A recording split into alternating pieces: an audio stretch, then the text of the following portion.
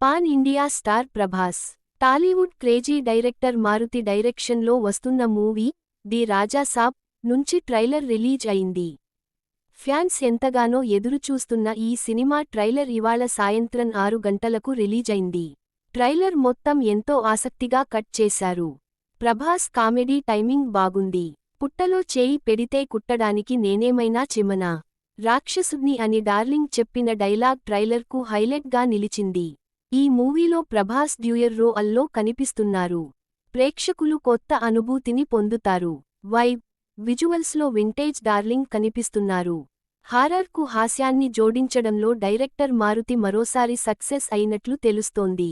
ఈ ట్రైలర్ సినిమాపై అంచనాలను మరింత పెంచింది.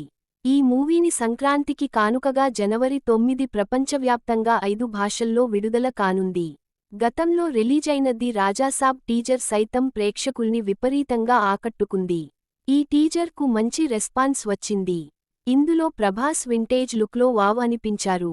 టీజర్లో మాళవిక మోహనన్, ప్రభాస్ మధ్య డైలాగ్స్తో పాటు డార్లింగ్ వింటేజ్ లుక్స్ ఆకట్టుకున్నాయి.